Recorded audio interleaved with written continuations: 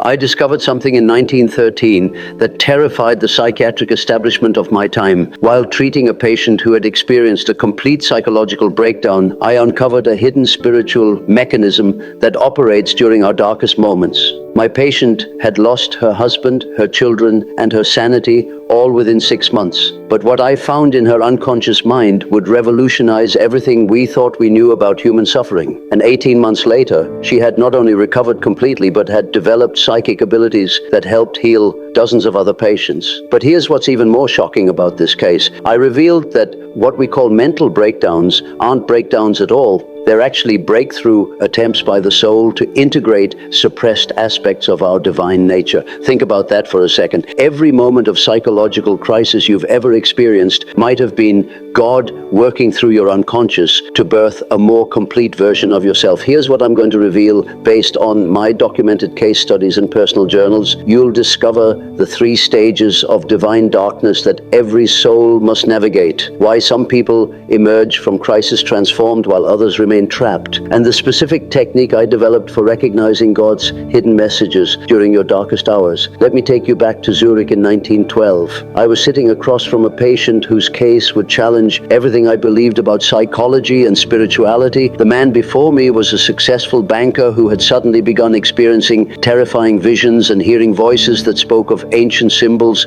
and mystical truths. Other psychiatrists had diagnosed him as schizophrenic and recommended permanent institutionalization.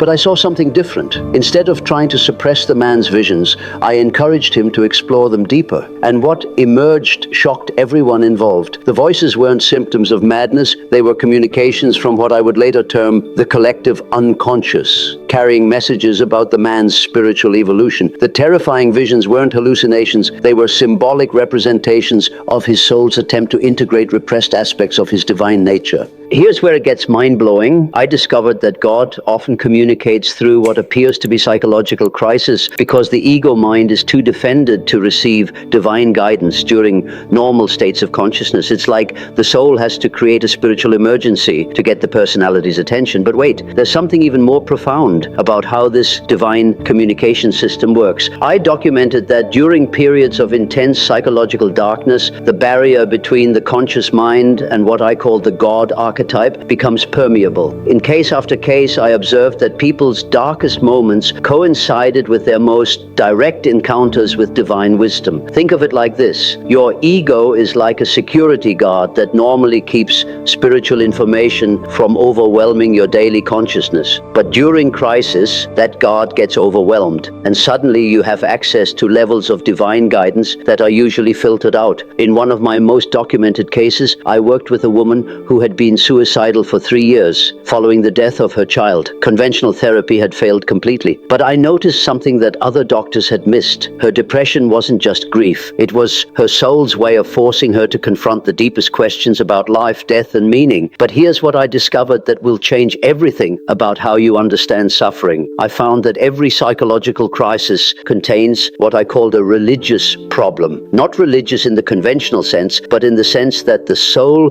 is demanding a deeper relationship with the transcendent. Using a technique I developed called active imagination, I helped this woman dialogue directly with the divine wisdom emerging through her depression. And what she discovered there transformed her completely. She realized that her child's death wasn't meaningless tragedy, but was connected to a larger spiritual purpose that she couldn't see from her limited human perspective. Within 8 months, she had not only overcome her suicidal thoughts, but had become a counselor specializing in helping other parents who had lost children. Her darkest hour had revealed her soul's calling to serve as a bridge between human suffering and divine meaning. This changes everything about how we understand God's role in our difficulties, doesn't it? But here's what I discovered in one of my most disturbing insights. Some people resist the divine breakthrough that their crisis is trying to produce. They get so attached to their victim identity that they reject the transformation their soul is attempting to birth through the darkness. I called this the refusal of the call, and I gave specific techniques for recognizing and overcoming this spiritual resistance. The first technique is what I called shadow integration. Instead of trying to escape your dark emotions, you dialogue with them as messengers carrying divine information about aspects of yourself that need to be reclaimed. The second technique involves what I discovered about dreams during crisis periods. I found that God often communicates most directly through the symbolic language of dreams when the conscious mind is too defended to receive guidance directly. I documented that learning to interpret these crisis dreams could reveal the specific spiritual purpose behind your suffering. But the third technique is the most powerful, and I'll reveal that in just a moment. Let me tell you about a case that initially terrified even my colleagues. A young seminary student came to me after experiencing what he described as a complete loss of faith. He couldn't pray, couldn't find God, and was contemplating leaving the ministry entirely. Other religious counselors had told him he was being tested by Satan, but when I began working with him using my revolutionary methods, something extraordinary emerged. The young man's crisis of faith wasn't a spiritual failure. It was actually a divine initiation designed to burn away his superficial religious concepts and connect him directly with the living God beyond all theology. More shocking yet, I discovered that this type of dark night of the soul was actually a sign of advanced spiritual development. The man's soul had outgrown conventional religious forms and was demanding a more authentic encounter with the divine. Here's what happened next. Following my guidance, the student began to see his spiritual darkness as God's way of stripping away everything false so that something real could emerge. He developed practices for communicating directly with the divine wisdom operating through his crisis. And within a year, he had transformed from a conventional minister into one of the most spiritually powerful teachers of his generation. But the real miracle wasn't his renewed faith. It was his ability to help others find God in their darkest moments, because he had learned to recognize divine presence in the midst of apparent spiritual abandonment. This is what I meant when I said that God often works through what appears to be godlessness. We're not abandoned during our dark nights. We're being prepared for a more direct relationship with divine reality. Now, here's the third technique that I developed for recognizing God's hidden messages during crisis. I called it divine dialogue, but it's not conventional prayer. Instead of asking God to remove your difficulties, you ask what divine qualities are trying to emerge through your specific challenges. I documented that this practice consistently led to profound revelations about the spiritual purpose hidden within psychological suffering. But wait, there's something even more remarkable about how this works in the spiritual dimension. I discovered that individual psychological crises are often connected to collective spiritual evolution. When multiple people are experiencing similar types of darkness simultaneously, it indicates that humanity as a whole is being prepared for a new level of consciousness. This is why certain types of spiritual crisis become epidemic during particular historical periods. It's not random. It's evidence of God working through collective human experience to birth new levels of spiritual awareness. Think about the great spiritual innovators throughout history. Meister Eckhart found God through mystical darkness. St. John of the Cross discovered divine union through the dark night of the soul. Every major spiritual breakthrough in human history emerged from someone who learned to recognize God's presence in apparent absence. I revealed that this isn't coincidence, it's spiritual law. Divine creativity often requires the destruction of old forms to make space for new revelation. In a case that shocked my psychiatric colleagues, I worked with a businessman who had suffered a complete nervous breakdown after losing his fortune. The man was experiencing what appeared to be a psychotic break, seeing visions of ancient gods and mythological figures. But I recognized something that others missed. These weren't symptoms of mental illness. They were manifestations of what I called the God archetype, attempting to compensate for the man's overly materialistic worldview. Here's what I saw when I analyzed the symbolic content of the man's visions. I consistently found that they contained information about spiritual dimensions of reality that the person's conscious mind had been ignoring or suppressing. The businessman's breakdown was actually his soul's way of forcing him to confront the spiritual emptiness that his material success had been masking. His psyche was literally creating a spiritual emergency to prevent him from living a completely meaningless existence. Within 2 years of working with my methods, he had not only recovered his mental stability, but had developed into a profound student of comparative religion and mythology. His crisis had opened dimensions of consciousness consciousness that transformed his entire understanding of what it means to be human. This is the pattern I observed repeatedly. Our greatest psychological suffering often indicates our greatest spiritual potential trying to emerge. But here's where my discoveries get even more profound. I found that God doesn't just work through individual crises. The divine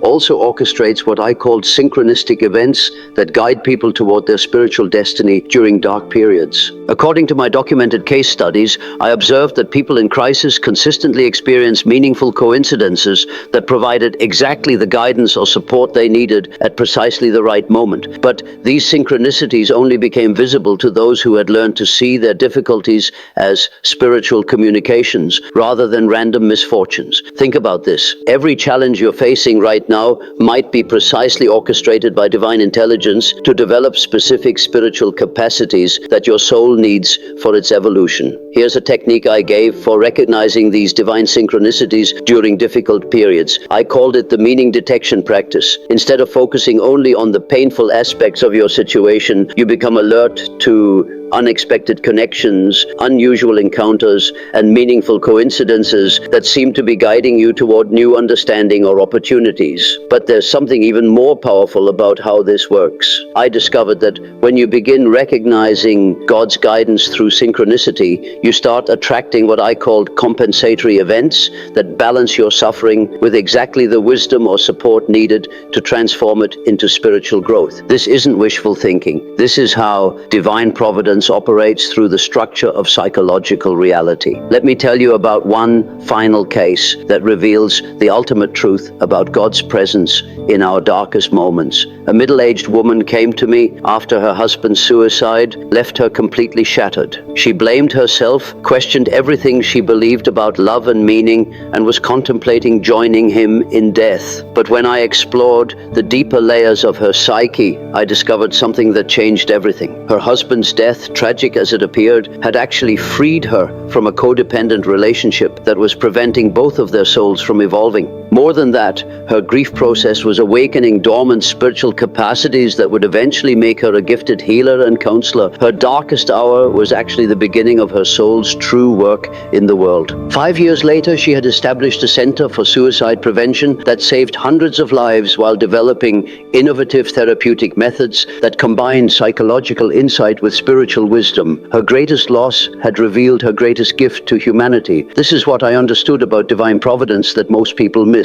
God doesn't necessarily prevent suffering, but ensures that every experience of darkness contains the seeds of transformation that can benefit not just the individual, but the collective evolution of human consciousness. Your darkest moments aren't evidence of God's absence. They're evidence of God's commitment to your spiritual evolution. The divine doesn't abandon you during crisis. The divine works through crisis to birth aspects of your nature that could never emerge through comfort alone. But there's one more revelation from my work that I need to share with you. Something that will completely change how you experience every difficult moment in your life. In my later writings, I made a discovery that shocked even my most devoted followers. I found that what we call God isn't just an external deity, but also represents the deepest, most essential aspect of our own psyche trying to emerge into consciousness. According to my extensive research, I revealed that our darkest moments are actually encounters with what I called the self with a capital S. This divine core of our being that contains our ultimate potential and purpose. This means that when you feel most abandoned by God, you're actually closest to discovering the divine nature that has always existed within you. Your crisis isn't separation from the sacred, it's initiation into recognizing your own sacred essence. Think about the last major crisis you experienced. Now think about qualities you discovered in yourself that you didn't know existed. Can you see how your darkest hour revealed inner resources and strengths that had been hidden in your unconscious? I found that this pattern operates consistently. Divine darkness serves to strip away false identities so that authentic spiritual nature can emerge. What looks like psychological breakdown from the outside is often spiritual breakthrough from the inside. Here's what I recommended for working with this recognition during difficult periods. I called it with the divine self dialogue. Instead of seeing yourself as separate from the divine forces working through your crisis, you begin communicating with them as aspects of your own deeper nature, trying to guide you toward wholeness. But there's something even more profound about how this inner divine guidance functions. I discovered that when you start relating to your crisis as communication from your own divine self, you gain access to wisdom and strength that seem impossible from your ordinary personality perspective. This is what I meant when I wrote that the goal of psychological development is the realization of the self, not the ego self, but the God self that represents our ultimate spiritual identity and potential. According to documented case studies from the Jung Institute, people who learn to recognize and cooperate with this inner divine guidance during crisis consistently developed what I called individuation. They became uniquely themselves while simultaneously expressing universal spiritual principles through their specific life circumstances. This means that whatever darkness you're experiencing right now isn't just personal psychology, it's your soul's way of connecting you with the divine creative force that seeks to express itself through your unique spiritual contribution to the world. The pain you're feeling isn't punishment, it's preparation for recognizing and embodying divine qualities that the world desperately needs. Your crisis isn't evidence of spiritual failure, it's evidence that God is working through your psyche to birth something unprecedented and necessary. And here's perhaps the most comforting truth that I discovered. No soul experiences more darkness than it has the spiritual capacity to transform into light. Your challenges might overwhelm your personality, but they're perfectly calibrated for your divine self's ability to integrate them into wisdom and service. You're not broken, you're not being punished, you're being prepared to become a conscious collaborator with divine creativity in the world. The darkness you're experiencing isn't your destination, it's your initiation into recognizing the God nature that has always been your deepest identity. This is what I revealed about the hidden reason God allows your darkest moments. They're not obstacles to your spiritual development. They're the primary means through which your divine nature awakens and learns to express itself consciously in the world. Remember, according to my documented research, you didn't incarnate to live a life protected from all difficulty. You came here to become a conscious expression of divine creativity, working through human experience to heal and evolve the world. And sometimes that divine work requires walking through darkness to discover just how much light your soul is capable of generating when it recognizes its true spiritual nature and purpose.